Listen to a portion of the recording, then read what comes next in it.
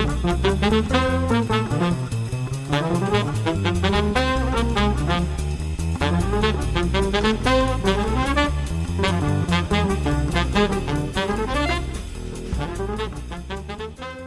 everybody, to another edition of the Business Brains and the Bottom Line podcast. My guest today is Mike Maynard, the CEO and Managing Director of the Napier Group, all the way from the UK. Welcome to the show, Mike. Thanks for having me on the podcast, Paul. Oh, you're quite welcome. So tell me a little bit, before we get into the subject matter, because it'll set up the show a little bit, tell me a little bit about the Napier Group and what you guys do, because you're a marketing, advertising / company, and just tell us, then I have a bunch of questions for you. Yeah, so we're an agency. We basically help companies market geeky products to geeks in a business-to-business environment. So we're helping technical companies market technical products to technical decision makers. And that's what we do really well. So it's very different to what you might see typically for, say, a consumer agency. Sure. We're very focused on the technology, and that's what we bring to our customers, the understanding of how people like engineers make decisions about what products they buy. Perfect. So that's a good segue into, some of the questions I have for you, because I work for an IT consulting company. So the stuff that we sell is identical to, kind of the companies that you target. So, so how long has the Napier Group been around, by the way? So we've been around over 30 years. What actually happened was back in 2001, I was a client of the agency. I'd been working at a company that was a client for about 10 years and actually been the marketing manager at that company for about 5. And I recklessly decided to buy the agency. Very nice. Well, why do you say recklessly, by the way? I'm sure it's working out well for you, but. Well, the thing that initially drove me was I went on one of these management development courses, and we had one of these, last evening drinks get together, had a few glasses of wine. Sure. And someone said to me, they said, you should run your own company. And I think what they were saying was, I never, ever, ever want to be your boss. But I took it as being I should run my own company. And I thought, actually, I'd quite like that. That would be quite fun.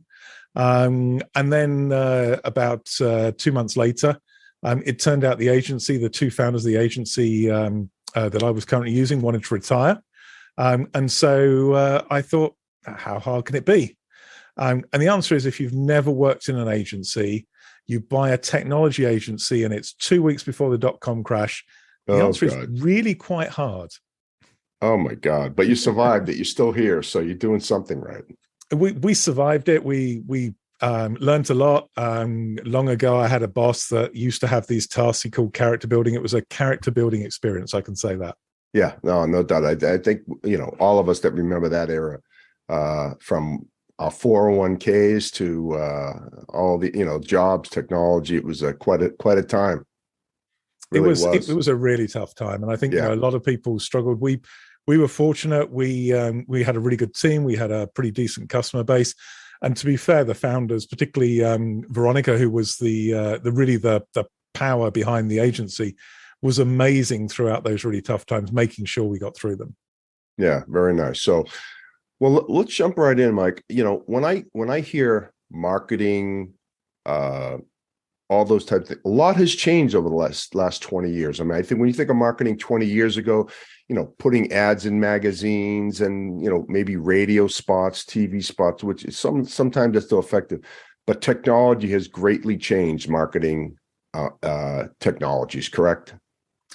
So yeah, marketing has changed hugely, but in many ways, marketing's still the same. I mean, when we go and talk to clients, we talk about 2 things. We talk about content development and content distribution. So writing something that's going to convince someone in your audience to buy, and then getting that in front of them. And those are the 2 most important things. And they've always been the 2 most important things in marketing. Yeah. It just distributing that's a little different today. Well, creating as well. I mean, being able to do things like, 3D animations, creating videos very easily. All of this, the content creation is easier, but you're right. Perhaps the biggest change has been in the distribution channels, particularly if you look at the digital distribution of content now. Yeah, I've often said I'm not sure I would want to be in the print media business today. Because some of our work is media relations, we've got friends who are in the print media business. And there's still some money being made with print publications, but it's pretty limited. It's in certain countries. It's really interesting. It's not necessarily how developed the country is. So places like Germany have a huge affinity to printed publications. And there's still some strong publications even in Germany in technology. So, printed media is really tough, but most of these publications have made a move to digital. The challenge is the business model in digital is completely different. Yeah, that makes sense. I mean, if you look at just in general, every magazine, every newspaper has a digital presence, right? Absolutely. Yeah. And every publication, I think trade publication pretty much has a digital presence. It's how well they use it that varies quite considerably. I mean, do you think that, I mean, I know I don't read the newspapers anymore. I don't read magazines anymore. I get all my information online. I mean, at what point do you think print media will be dead? Because the younger generation obviously is never going to go there, right? Yeah, I think that's a really interesting question. Will print media ever completely die? I don't think so. I think there'll always be those kind of coffee table magazines, the Vogues of the world that people want to put down, and it's almost a fashion accessory, Sure. more than content. So print won't die, but I think what will happen is that certainly in trade media, which is where we do a lot of our work, and also for things like newspapers, that's going to die and really is dying today. And what we're seeing is kind of a bit of a battle as to what's going to take over, because websites are one aspect, social's another. But I think there's also an opportunity to have really well curated content, that you'd see in a magazine, because space is limited. You have to pick the very best stories. And that seems to be at the moment moving to email newsletters. And there's a lot of evidence that, email newsletters are not only, staying strong, but actually growing quite significantly in some markets. Yeah, I mean, that's all. Being on the sales side of things, Mike, I'm always cautious of, like, what I joke, I say waterboarding your customers, right? Like, so they're so inundated with, think about it. Every customer is inundated with calls and emails every day. So what's the key here, right? How do you distinguish yourself from every other person that's trying to make contact with these folks? I think that's really interesting. I mean, I think the first thing is you actually have to be different to appear different. Right. So, we have conversations about clients and we say, well, we need to create something newsworthy before we can create, make it into a news story. Because what happens is that people try and say, oh, we're just the same as everybody else, but can you make us appear different? And the answer is no. No, your customers will work it out very, very quickly. So work out what you do differently and then really focus on it, double down on what makes you unique. And then that's what's going to grab attention. So I think, if you're boring, you will be boring. If you're interesting as a company, you'll be interesting. Yeah, no, good, all good points. So how do you go about, you've got you're developing your story, you're developing your content. What comes after that? Like, how do you go about targeting the folks that you want to try to gain as customers? So we have a process that we run through to do this. But basically within that, we look at what we call the audience, because we're marketing people. So rather than customers, they're audience. And it's really two main things that determine how you reach your audience. One is, development of personas. And I don't know if people are familiar with this in a sales side, but typically you have different people you sell to. So you might be selling to the guy that makes a decision, but you might also have to sell to, for example, the guy who controls the budget. Or you might have to sell to, if you're in IT, you might have somebody approving whether, you're allowed to bring that equipment onto the network. So there's people who are kind of gatekeepers as well. And so those would be the personas. And I think salespeople naturally do this. Marketing people seem to struggle with it. So they really have to think about saying different things to each of those personas, because they each have different things they care about. So personas are really important. And then the next thing is basically modeling the steps that people take from, frankly, not being aware of you or your product all the way through to becoming a customer. And that's what, marketing people call a customer journey. And it's really building something in that's a little bit more intelligent than just a sales funnel, but really looks at the steps and what you've got to do and how you've got to change the thinking of the audience, so your potential customers, to make them actually want to buy your product. Yeah, that's a good point. As a salesperson, I've always said, what's going to make a customer or a potential customer raise their hand and say, I want to contact those people? That's the magic, right? I don't have the answer to that, by the way, but I think you've touched on a couple points about differentiators, right? That subliminally you're sending out that message on an ongoing basis, and finally it hits, right, when they have a need, hopefully.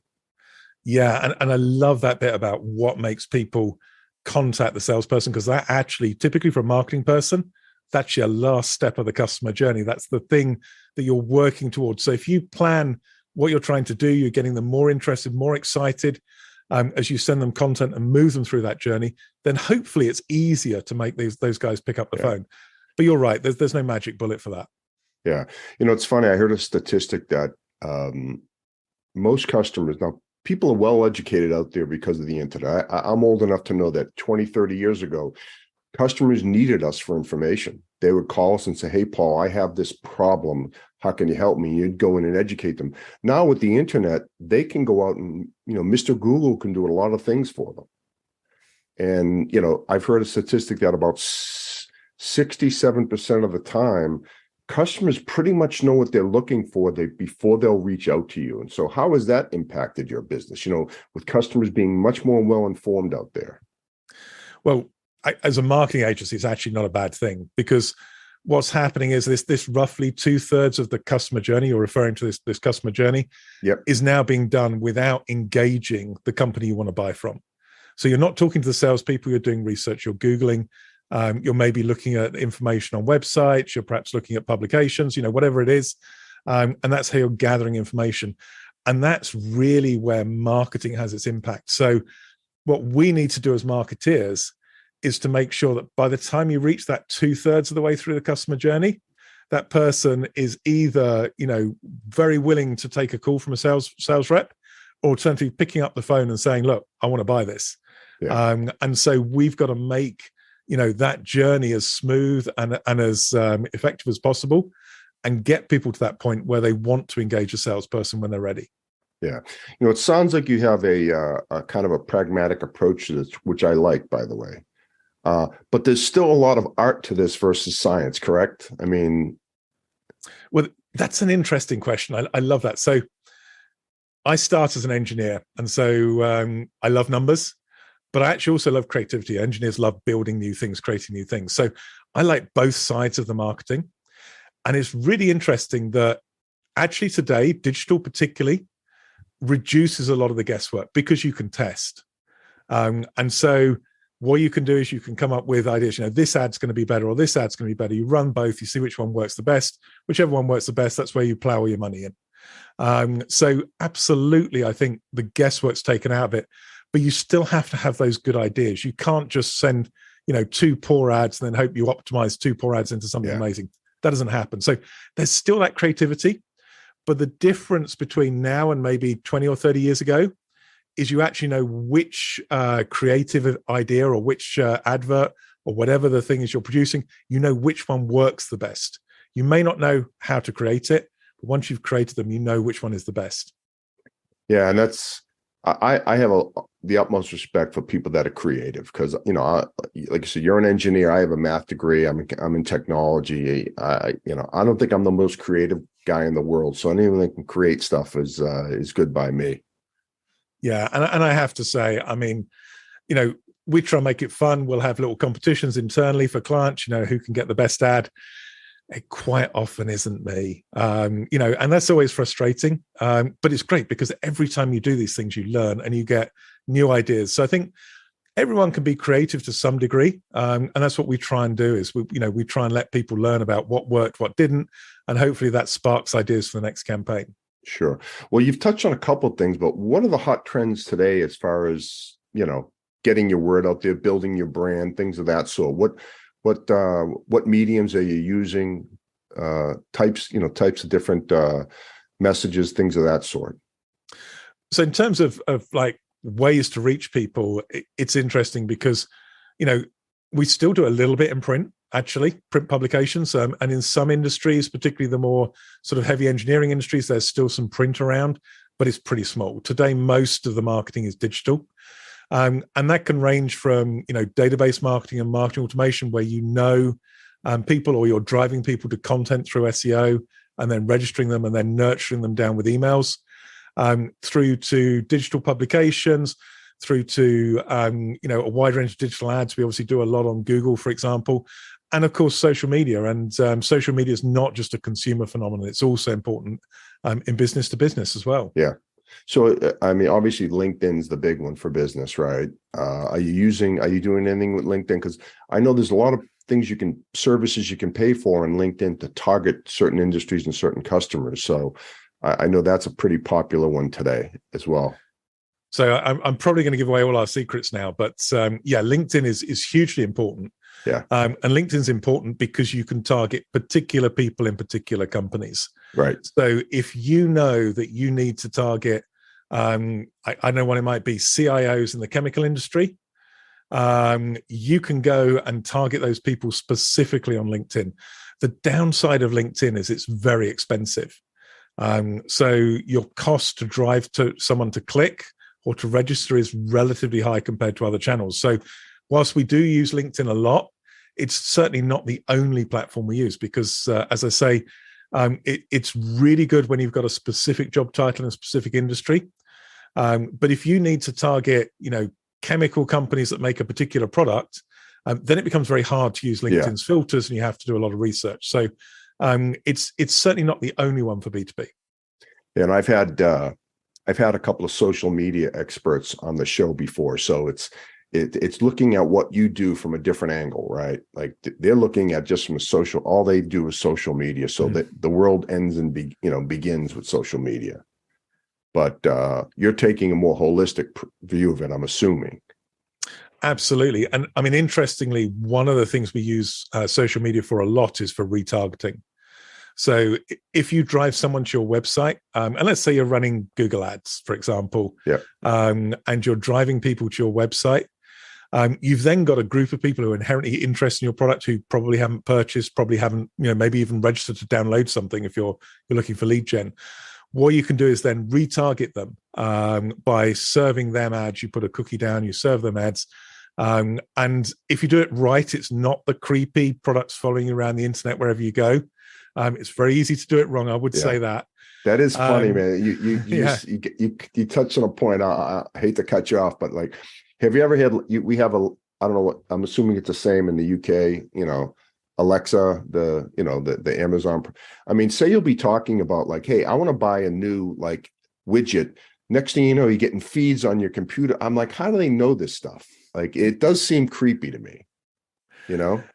Yeah, all I can say is that either it never happens, which I kind of believe. I think a lot of it is coincidence, or alternatively, it's it is something that people with vast amounts of money can have that I'm not able to get involved in. So either way, I know nothing. I mean, I did have a period where I had a lot of funeral and will ads that were appearing in my feeds, which was terrifying to me. I was worried that my doctor had actually told some advertisers they need to advertise. They get your blood work from your doctor. So yeah, he's on the way. I think there's out. a lot of coincidence there, though. Never say never with these things, but I suspect there's a lot of coincidence. Yeah, but I know the obvious ones. If I click on a certain product or something, on the internet, next thing you know, I'm getting feeds from them all the time. So I don't know. Again, I don't know what the algorithms are in the background, but I know what they're doing. Yeah, and I have to admit, it works sometimes. I've made some purchases because I'm interested in something. Next thing you know, I get a bunch of things coming at me that I wanted to buy anyway, and it helped. Yeah, and these ads can be some of the most cost-effective ads on the internet. These products following you around the web. It may be annoying, but unfortunately, people do buy from them, and it works.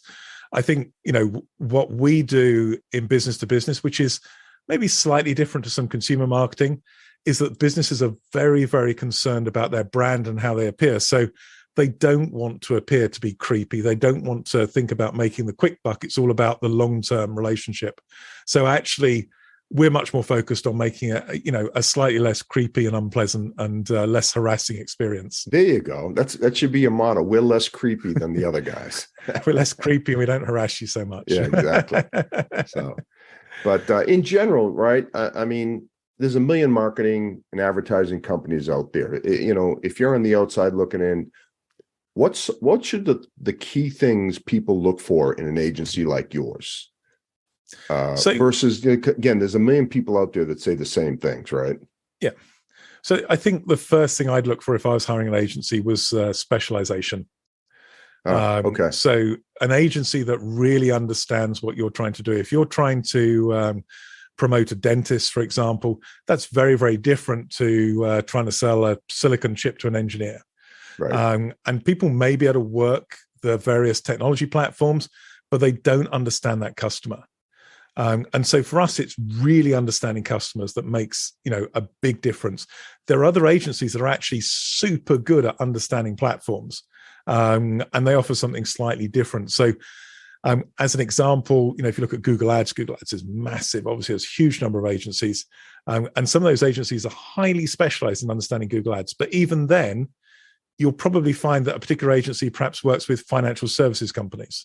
Or something else. And that's where their real sweet spot is. That's where they really know the market. And so I would always look for an agency that, has got a really strong track record in the channels you want to use, but particularly the most important thing is has some evidence they understand your customer and how to reach them.